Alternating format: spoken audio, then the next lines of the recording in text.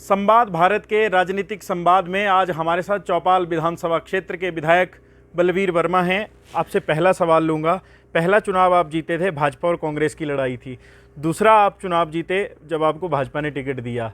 इस बार का चुनाव और भी रोचक हुआ। कांग्रेस ने वोट काटने का काम किया। आपको क्या लगता है बलवीर वर्मा के चुनाव जीतने के पीछे बड़ी वजह क्या है? मेरे चुनाव जीतने की सबसे बड़ी वजह मैं समझता हूं कि चौपाल की जनता जिन्होंने मुझे आशीर्वाद दिया, और इस बारी और इससे पहले भारतीय जनता पार्टी ने मुझे टिकट दिया। भारतीय जनता पार्टी के हमारे सभी वरिष्ठ नेता हिमाचल प्रदेश के और देश के, इनका भी दिल की गहराई से धन्यवाद करता हूं।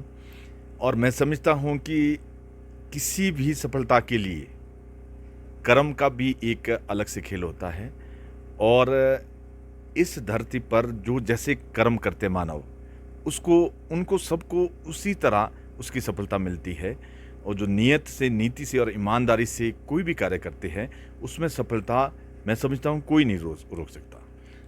राजनीति के विषय में कुछ लोग कहते हैं कि छल कपट का खेल है, कुछ लोग कहते हैं कूटनीति का खेल है। मैं आपसे जानना चाहूँगा, जिस व्यक्ति ने बीएसएफ में, यूएन, पुलिस में सेवाएं दी हों, उसका राजनीति में आना कैसे हुआ? मैं आपको सही बताऊं, ये सारा विधाता का खेल है। मैं बहुत ही कम एज में, 18 साल की एज में बॉर्डर सिक्योरिटी फोर्स में भर्ती हुआ था, और दिल्ली से मेरी पहली पोस्टिंग श्रीनगर हुई। और उस टाइम, आप ये मैं बात कर रहा हूँ 88 एंड और 89 शुरू की, वहाँ पर चरम सीमा में उग्रवाद था। वहाँ से हमने शुरू किया, और उसके बाद हमने ट्रेनिंग की बीएसएफ की, और ट्रेनिंग के बाद बहुत सारी जगह में पोस्टिंग हुई मेरी। और उसके बाद मैं असम में मेरी पोस्टिंग हुई, धीमाजी। जितने भी हार्ड एरिया थे वहाँ मैंने नौकरी की है, और उसमें एक्सपीरियंस भी काफ़ी मैंने गेन किया है। और उसके बाद यूएनओ पुलिस में मेरी सिलेक्शन हुई, और उसमें यूएनओ पुलिस में कोई ऐसा नहीं है कि उसमें बॉर्डर सिक्योरिटी फोर्स के, आईटीबीपी के, सीआरएफ के, उस टाइम पुलिस से नहीं लेते थे। पहला बैच हमारा गया था उस टाइम। जितनी भी हमारी सेंट्रल सिक्योरिटी फोर्सेस हैं, उनसे लिया जाते थे। उस टाइम मैं यंग भी था, और मुझे खुशी ये है कि जो हमारा बैच गया था, जिसमें 92 कंट्री के थे, मैं सबसे यंगेस्ट ऑफिसर था उसमें। और उस टाइम बहुत जीवन का अनुभव हुआ।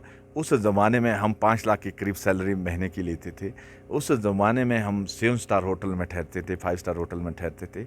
उस ज़माने में मेरे पास लैंड क्रूज़र गाड़ी थी, जो बहुत ही, यूएनओ में फंड की कोई दिक्कत नहीं होती, और उसमें सुविधा जो हमारे पुलिस कमिश्नर थे, वही फैसिलिटी उनको थी, वही मेरे को थी।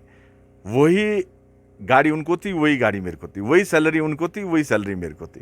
वहाँ ना कोई पीएन मिलता, वहाँ ना कोई असिस्टेंट मिलता, वहाँ ना कोई ड्राइवर मिलता। यूएनओ में सबको अपना काम करना पड़ता है।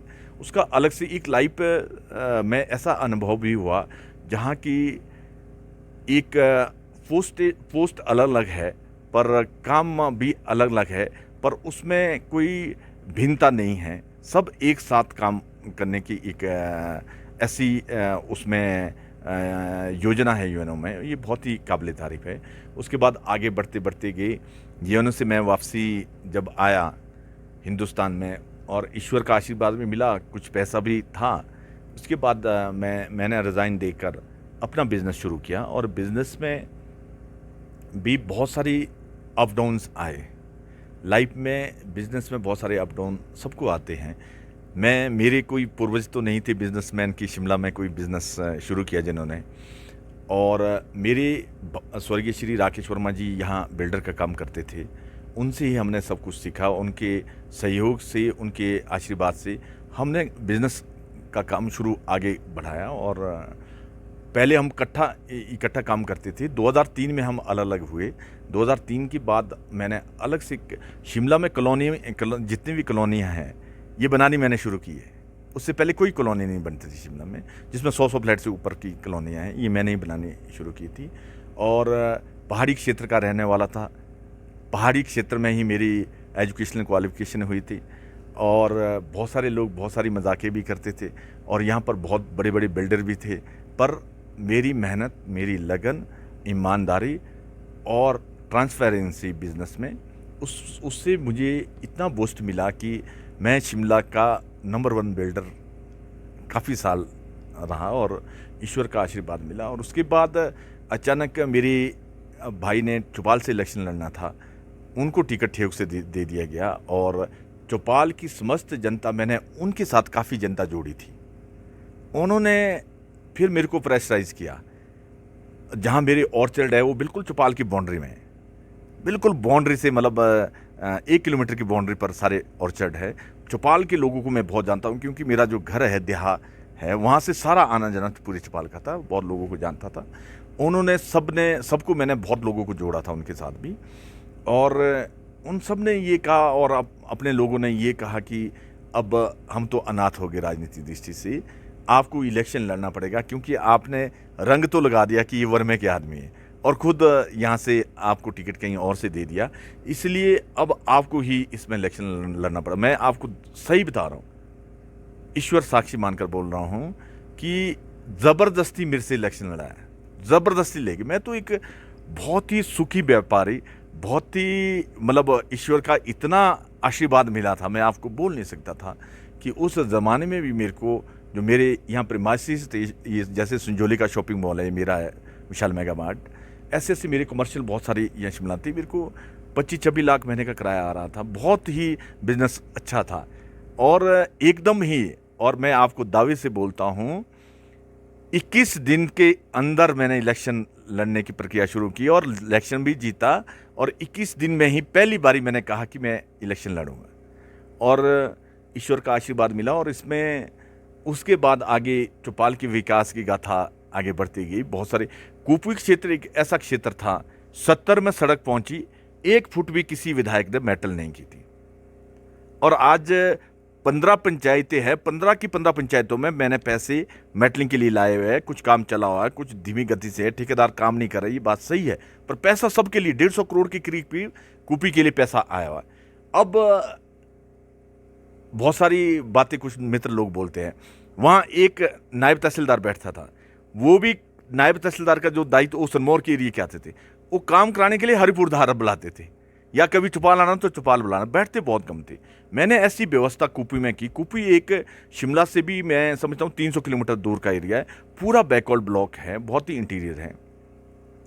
कुपवी में हमने उप तहसील से तहसील की, तहसील से हमने वहाँ SDM बैठाया, इसी गवर्नमेंट में मैंने SDM वहाँ बैठाया, इसी गवर्नमेंट में कॉलेज बैठाया, इसी गवर्नमेंट में BDO वहाँ बैठाया, इसी गवर्नमेंट में पूरा ब्लॉक उसको बैकवर्ड किया।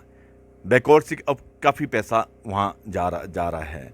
और अभी हाल ही में एस्पिरेशनल ब्लॉक भी हिमाचल प्रदेश में, जो पूरे हिंदुस्तान में 545 हुए, उसमें हमारा कुपी का भी हुआ है। आपके जीवन में मैंने एक और बड़ी बात देखी, हालांकि आपके जीवन में बड़े विवाद नहीं रहे, परंतु जब आप निर्दलीय चुनाव जीते थे उस दौरान वीरभद्र सिंह जब चौपाल के दौरे पर आया करते थे तो अक्सर बवाल हुआ करता था।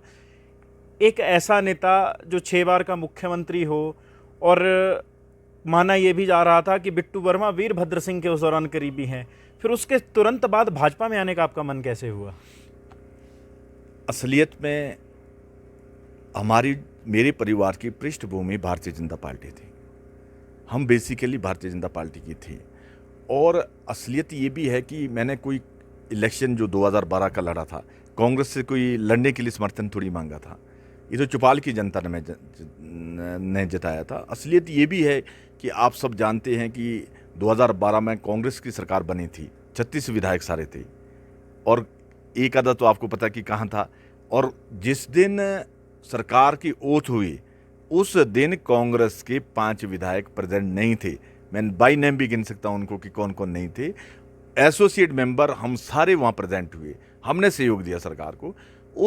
हमारे को सहयोग देने से ये बेनिफिट हुआ कि हमने काम भी निकाले और हमने कहा भी, एहसास भी कराया कि हमने सहयोग दिया है।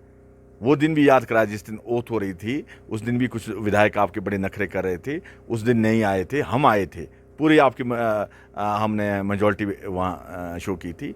बहुत सारी बातें हमने कही थी और उसके एवज में हमने काम भी कराए थे। और उसका सबसे बड़ा कारण ये भी रहा कि जो मेरे प्रतिद्वंदी थे उनको मार्केटिंग बोर्ड का चेयरमैन बनाया। जिस दिन मैंने ज्वाइनिंग की तो उस दिन ये कंडीशन पहले थी कि भाई अगला टिकट हमें देंगे और जो चौपाल से किसी को भी आप कोई बड़े ओहदे पर नहीं बैठाएंगे। उन्होंने कमिटमेंट की थी, वो कमिटमेंट उन्होंने तोड़ी, पर उसके बाद मैंने इमीडिएट अपनी जो प्रॉमिस था वो नहीं तोड़ा। चौपाल की जनता के विकास के लिए मैं सरकार के साथ जुड़ा रहा।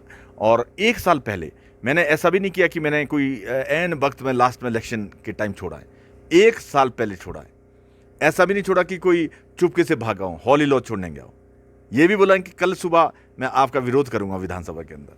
1 साल पहले छोड़ा और उसके बाद बोल के छोड़ा, सबको बोला कि मैं अब इस पार्टी को इसलिए भी समर्थन नहीं दे सकता। बहुत सारे टकरान भी होते हैं। मैं उद्घाटन करता था, वो रोके जाते थे कि उस आदमी का भी नाम डालो, उस आदमी का भी नाम डालो। उसमें बहुत सारी हमारी डिस्प्यूट पैदा हो रहे थे। फिर मैंने लास्ट में यही बोला, मैंने कहा उसी आदमी का नाम डालो और मेरे को आप छोड़ दो। और फिर उसके बाद ऐसा नहीं है कि कोई मैंने बहुत सारी बातें हुई और फिर हमने कांग्रेस छोड़कर, मैं एसोसिएट मेंबर था, कोई कांग्रेस का मेंबर तो नहीं था, ना कांग्रेस का आज तक मेंबर रहा कभी, ना कांग्रेस के सहयोग से कभी विधायक बना। मेरे को हराने के लिए तो कांग्रेस ने पूरी ताकत तीनों इलेक्शन में लगाई है। चौपाल के चुनाव के विषय में एक और बड़ी रोचक बात आती है कि बड़ा पैसे का खेल है चुनाव का, चौपाल का चुनाव लड़ना। आप भी ये बात मानते हैं? हमारे चौपाल में इस बार ही हाई प्रोफाइल इलेक्शन हुआ है। मेरे प्रतिद्वंदी 32 बारी हेलीकॉप्टर से चौपाल आए हैं। मैं तो पैदल था, चला हुआ, गाड़ी से चला हुआ था, पर 32 बारी वो हेलीकॉप्टर से आए। और चौपाल की जनता जानती थी कि किसको विधायक बनना है, किसने कितनी मेहनत की है, कौन ईमानदार है। और मुझे तो जीवन का बहुत अनुभव है। इस धरती पर जो नियत नीति से काम करता है, मेहनत से काम करता है, उसकी सफलता कोई नहीं रोक सकता। मैं फर्स्ट डे से, हमारी मीटिंग हुई कि कितने वोटों से जीतेंगे, सब ने बोला 2000, 3000, 2500, 500, किसने कुछ बोला, किसने कुछ। मैंने बोला 5000 से ऊपर जीतूंगा और 5000 से ऊपर मैं इलेक्शन जीता।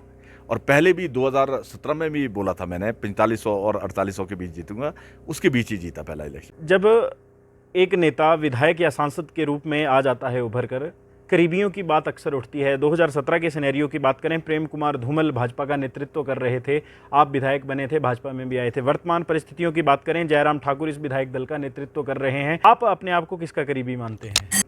मैं अपने आप को भारतीय जनता पार्टी के करीबी मानता हूं। हम भारतीय जनता पार्टी में किसी के नाम से पार्टी नहीं चलती है, ये एक कमल के फूल के नाम से पार्टी चलती है। और जैसे कहा कि हमारे हिमाचल प्रदेश के अंदर जयराम ठाकुर जी हमारे नेता हैं, विपक्ष के नेता भी है, मुख्यमंत्री भी रहे हैं, और हम सब विधायक उनके साथ हैं। और हमारे जैसे आपने कहा धूमल जी भी, आदरणीय श्री धूमल जी भी पूर्व में मुख्यमंत्री रहे, वो भी हमारे आदरणीय नेता हैं। और मैं समझता हूँ कि आज की डेट में हमारे पूर्व में रहे मुख्यमंत्री और विपक्ष के नेता आदरणीय श्री जयराम ठाकुर जी बहुत ही ज़बरदस्त तरीके से विपक्ष की भूमिका निभा रहे हैं। और ये जो सत्ता का खेल होता है, ये इसमें बहुत सारे कारण होते हैं जीत और हार के। बहुत सारी इन्होंने झूठे आश्वासन, झूठी गारंटियाँ देकर हिमाचल प्रदेश की जनता को छल कपट किया है और उस छल कपट से ये सत्ता में बैठे हैं। और हमारे जयराम ठाकुर जी, आपको पता है, बहुत ही ईमानदार, सीधे और स्वभाव के आदमी हैं और सरल, बहुत ही सरल स्वभाव के आदमी हैं। और उन्होंने इस तरह की कोई छल कपट नहीं की, जो उन्होंने वही बोला इलेक्शन टाइम में जो कर सकते थी। इन्होंने वो बोला जो कभी नहीं होना है, और इसलिए ये झूठ बोलकर सत्ता में आ गए। हमारा सच्चाई नहीं भी की और इनका झूठ भी किया। असलियत ये है। संवाद भारत के राजनीतिक संवाद में हमारे साथ चौपाल विधानसभा क्षेत्र से तीसरी बार के विधायक बलवीर वर्मा थे। बहरहाल संवाद भारत में अभी के लिए बस इतना ही। नमस्कार।